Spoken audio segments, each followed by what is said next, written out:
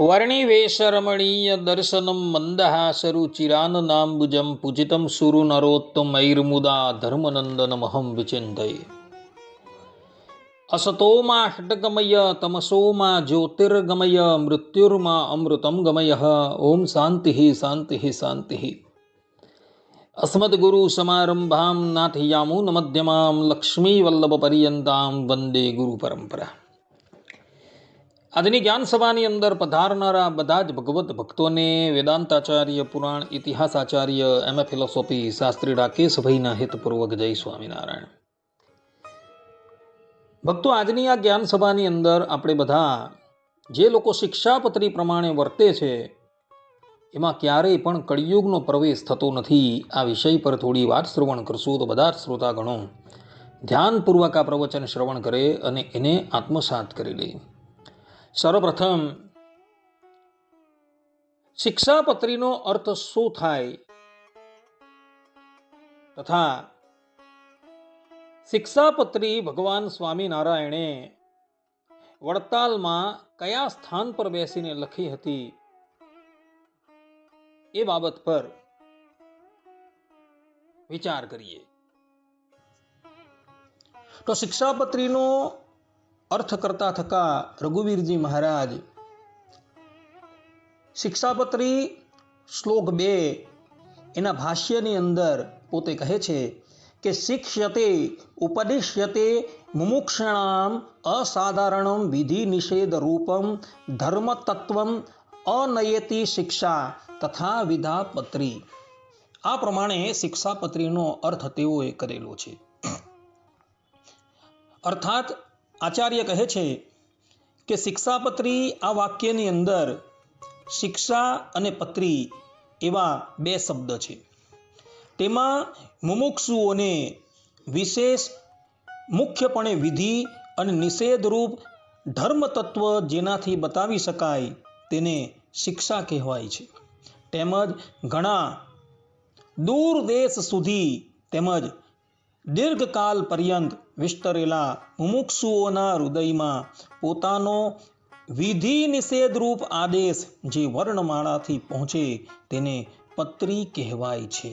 આ પ્રમાણે રઘુવીરજી મહારાજે શિક્ષાપત્રી શબ્દોનો અર્થ જે છે એ ભાષ્યની અંદર કરેલો છે.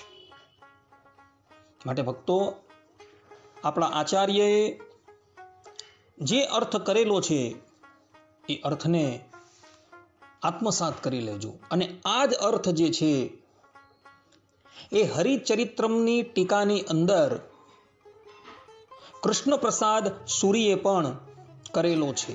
એમણે પણ આ જ અર્થનું પ્રતિપાદન કરેલું છે. માટે આ અર્થ જે છે તેને બધા જ આત્મસાત કરી લેજો. હવે આપણે બધા મૂળ વાતની ઉપર આવીએ. સંપ્રદાયની અંદર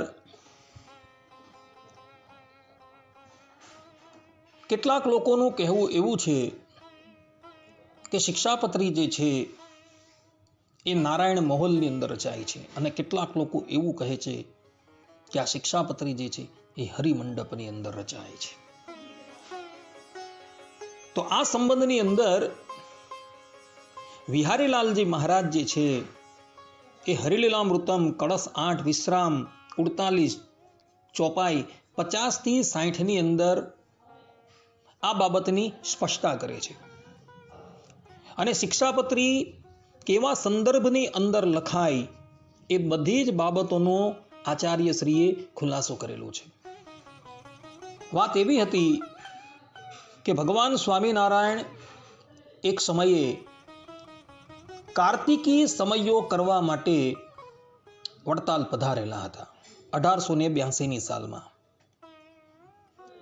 સમયો પૂર્ણ થઈ ગયો. બધા જ હરિભક્તો જે છે એ પોતપોતાના સ્થાનની અંદર જતા રહ્યા. ત્યારબાદ ભગવાન સ્વામિનારાયણ એક દિવસ નારાયણ મહોલની અંદર બિરાજમાન હતા. અને તે વખતે ભગવાન સ્વામિનારાયણે વિચાર કર્યો કે વર્તમાન સમયમાં તો અમે ભૂતલ પર બિરાજમાન છીએ, એટલે બધા જ અમારા આશ્રિતો અમારી આજ્ઞા પ્રમાણે વર્તે છે. પરંતુ અમો આ ધરાતલ પરથી અંતર્ધાન થયા બાદ પણ મુમુક્ષુજન અમારી આજ્ઞા પ્રમાણે વર્તતા થકા પોતાનું આત્યંતિક શ્રેય કરી શકે એને અર્થે હું એક પત્રી લખું. આ પ્રમાણે વિચાર કરી ભગવાન સ્વામિનારાયણે શુકાનંદ સ્વામીની પાસે એક લેખની અને પાટી મંગાવી અને પછી ભગવાન સ્વામિનારાયણ સકલ શાસ્ત્રના સારરૂપ આ પત્રી જે છે એ લખવા લાગ્યા. ભક્તો, ભગવાન સ્વામિનારાયણે શિક્ષાપત્રી લખવાનો પ્રારંભ જે છે એ કારતક માસની અંદર કરેલો છે.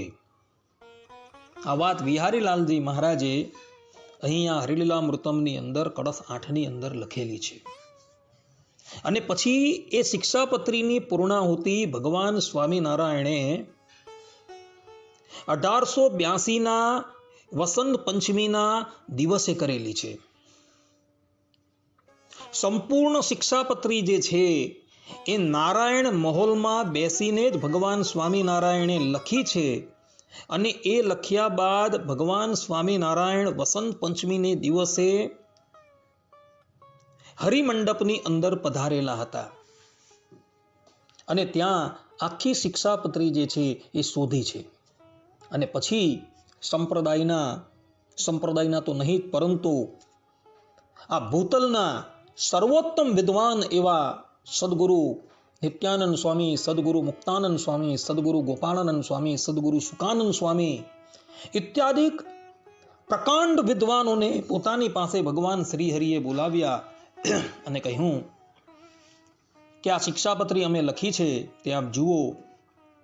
આપ શ્રી આની અંદરથી કંઈ પણ ભૂલ કાઢીને આપશો તો અમો તમને અમારી થાળની પ્રસાદી તમને અર્પણ કરશું. સંપ્રદાયના માન્ય વિદ્વાનો જે છે એ શિક્ષાપત્રી જોવા લાગ્યા અને જોઈને પછી બધા જ વિદ્વાનો કહે છે કે પ્રભુ, તમારા મુખની અંદરથી વેદો જે છે એ પ્રગટ થયા છે, તમે સર્વજ્ઞ છો, તમે લખો અને એની અંદર ભૂલ હોય એ તો ક્યારેય બની જ ન શકે. આ પ્રમાણે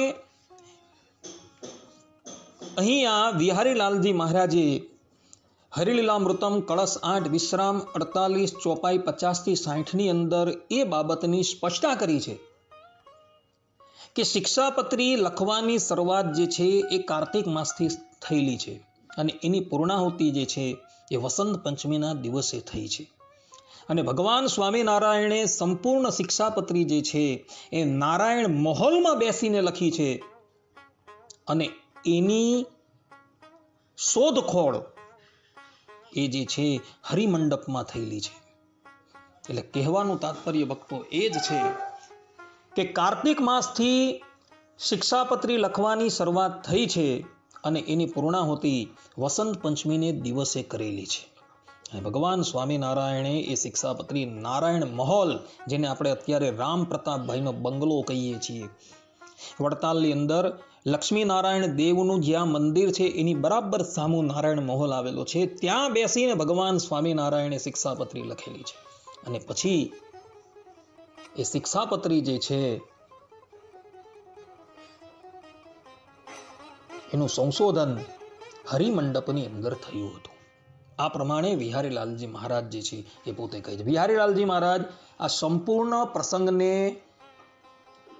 બતાવતા થકા હરિલીલામૃતમની અંદર કળશ 8 વિશ્રામ 48 ચોપાઈ 50 થી 60ની અંદર પોતે કહે છે, આવી વસંત પંચમી જ્યારે થયો તે પણ પૂરણ ત્યારે, સાંજે સાંજે સભામાં વંચાય તેનો મર્મ કહે હરિરાય, ઘણા જીવના કલ્યાણ કાજે વિચાર્યું મનમાં મહારાજે, શિક્ષાપત્રી રચું એક સારી, સર્વશાસ્ત્રનો સાર ઉદ્ધારી.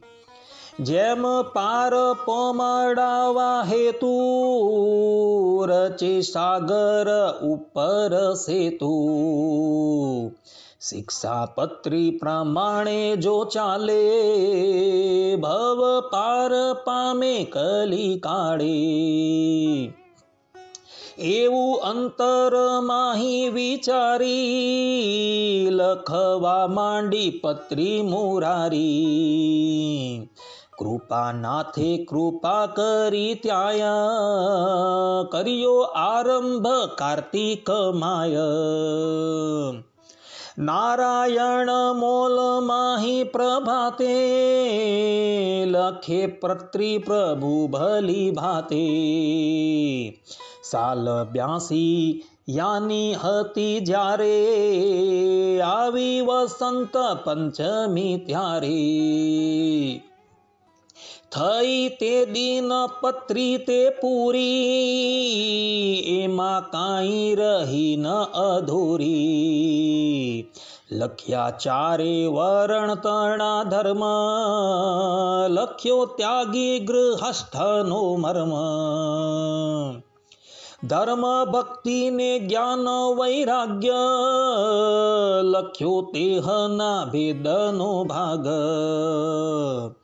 લખ્યા આચાર્યના ધર્મ તેહ, લખ્યું આ રીતે વર્તન જેહ.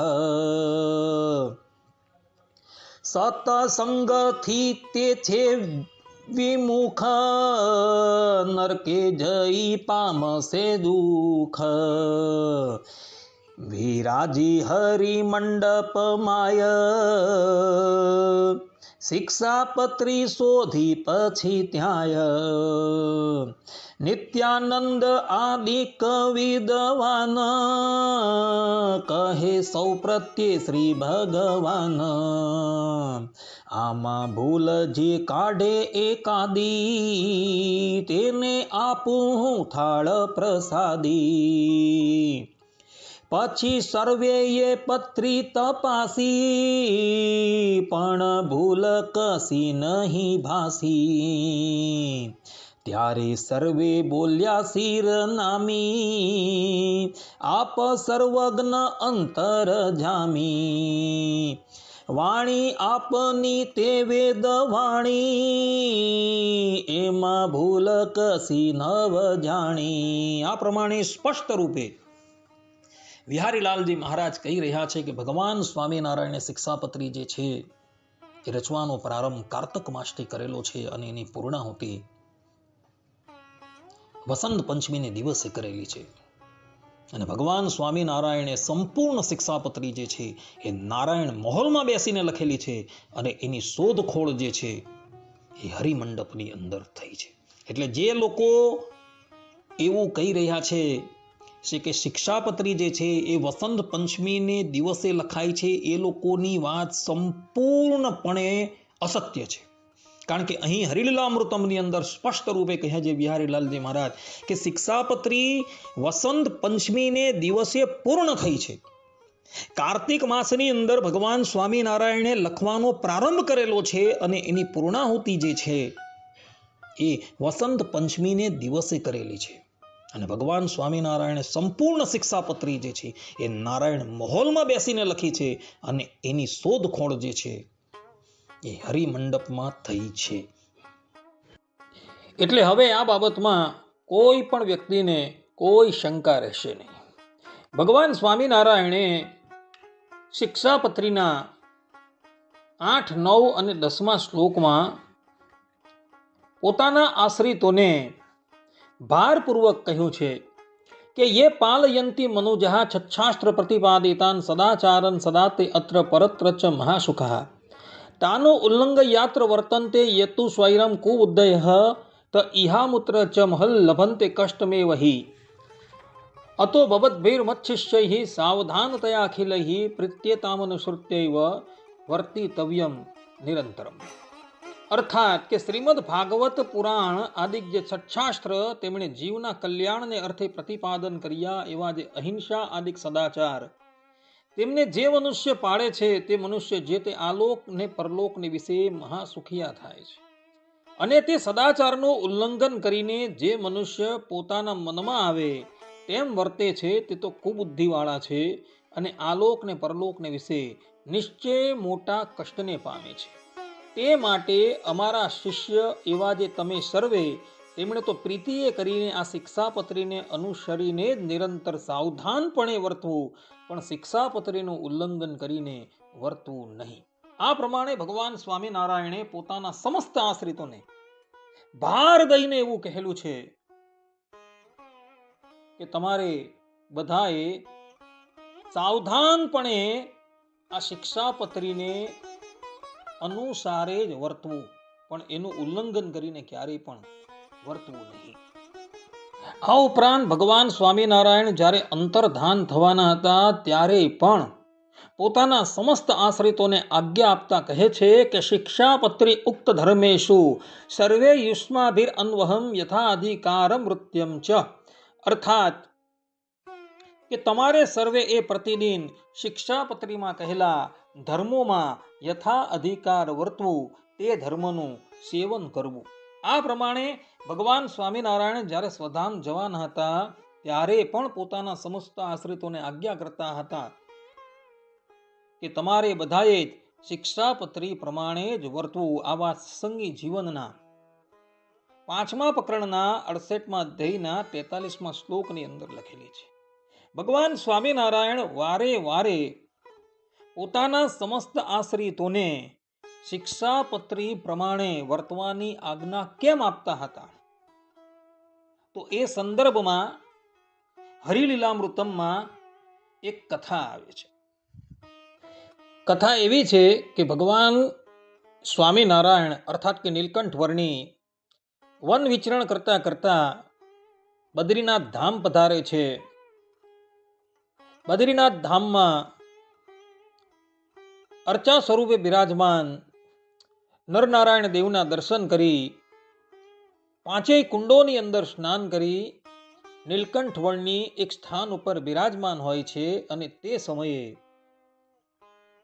સતયુગ, ત્રેતાયુગ, દ્વાપર અને કલયુગ આ 4 યુગ નીલકંઠ વર્ણિની પાસે આવે છે.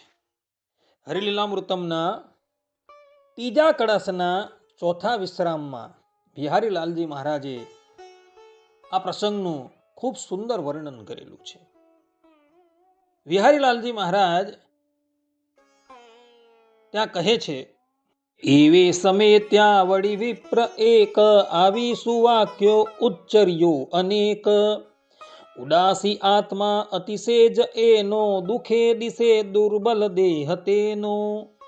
આંખેથી આંસુ અતિશે વહે છે કષ્ટે ભરેલા કઠનો કહે છે. એવું વિલોકી પ્રભુ એમ પૂછે રે કોણ તું છે તુજ દુઃખ શું છે.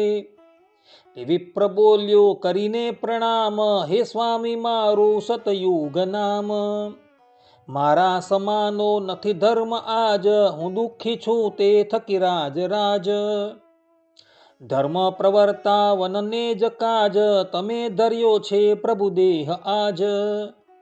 આશા કરો કિંકર હું તમારો સ્થાપો પ્રભુજી શુભ ધર્મ મારો.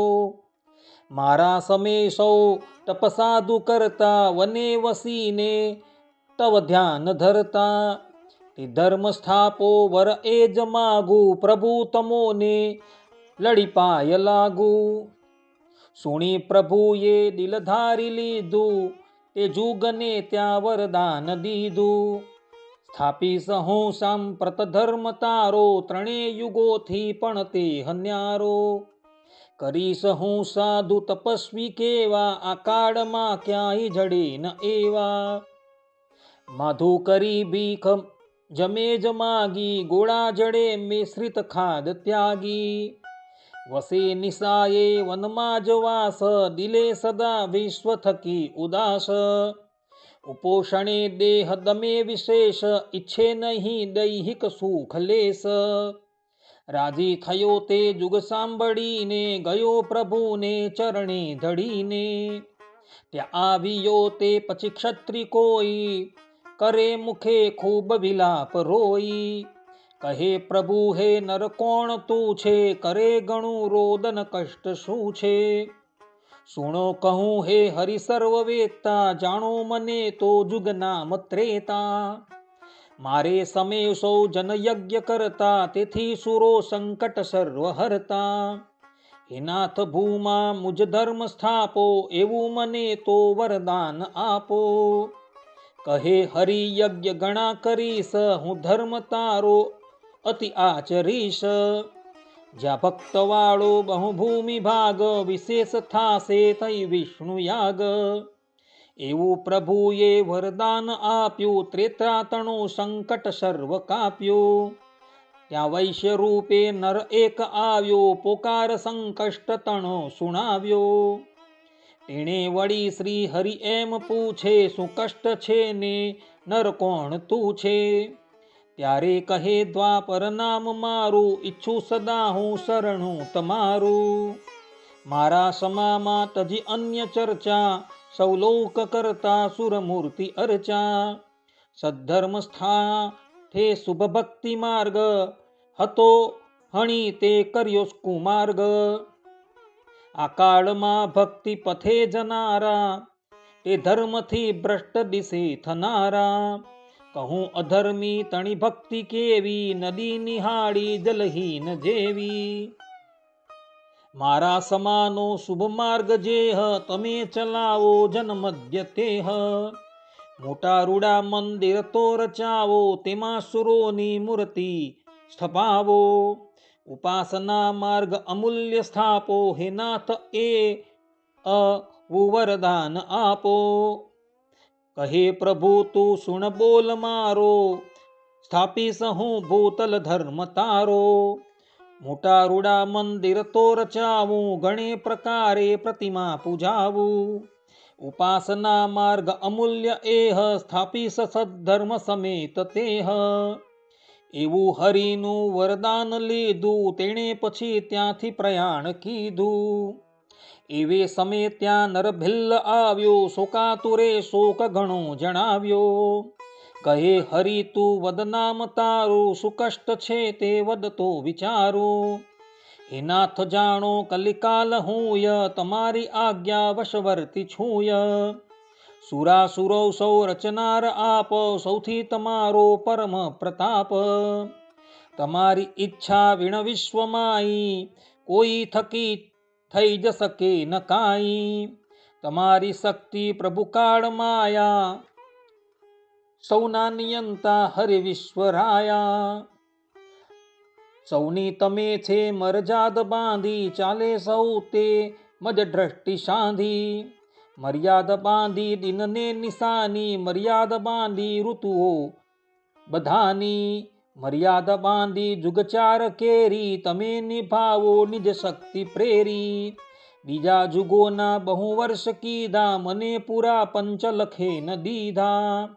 તેમાં હરો છો વળી જોર મારું, આ કષ્ટ ક્યાં જઈ હરિ હું ઉચારું. મારે સમે જ્ઞાન વિરાગ જાય, કુસંપને ક્લેશ વિશેષ થાય. હે નાથ જો ભૂતલ ધર્મ સ્થાપો, મને તમે આશ્રય ક્યાંય આપો. કુસંપને ક્લેશ કુમાર મારા, છે પ્રાણથી બે મુજ પૂર્ણ પ્યારા. કહો બિચારા જઈ ક્યાં રહે છે, જ્યારે જનો જ્ઞાન વિરાગ લેશે. જાણે જહામાં એક વસ્તુ ફોક, માનાપમાને નહીં હર્ષ શોક. જ્યાં નિત્ય સંતોષ વસે વિશેષ, કુસંપ કે ક્લેશ રહે ન લેશ. કહે હરિ ધર્મ રૂડો ધરીશ, શિક્ષાની પત્રી શુભ હું રચીશ. જે લોક તે પત્રી પ્રમાણ ચાલે, તારે જવું ત્યાં નહીં કોઈ કાળે. કહે જ ઉલ્લંઘન વાક્ય મારો, ત્યાં વાસ જે સર્વ કુટુંબ તારું. થયો સુણીને કલિકાલ રાજી, ગયો તહાથી નિજ સૈન્ય સાજી. જે ભૂખના દુઃખથી ભેખ ધારે, તે સ્વાદને માન ચહે વધારે. એવા તણા છે બહુ ઝુંડ જાય, ગયો પછી તે કલિકાલ ત્યાય. આ પ્રમાણે ભક્તો અહીં હરિલીલામૃતમની અંદર સ્પષ્ટ રૂપે વિહારીલાલજી મહારાજ એવું કહી રહ્યા છે કે ભગવાન સ્વામિનારાયણ બદ્રીનાથમાં બિરાજમાન હતા અને તે સમયે 4 યુગ ભગવાન સ્વામિનારાયણને અર્થાત કે નીલકંઠ વર્ણીને મળવા માટે આવેલા હતા. અને 4 યુગોએ ભગવાનને પ્રાર્થના કરી કે પ્રભુ, એમાં સતયુગે સર્વપ્રથમ ભગવાનને કહ્યું કે પ્રભુ, જ્યારે સતયુગ હતો ત્યારે ઘણા પરમહંસો તપસ્યા કરતા હતા અને સાધુમય જીવન જીવતા હતા, પરંતુ અત્યારે આ કલયુગ આવી ચૂકેલો છે, તો હવે શું?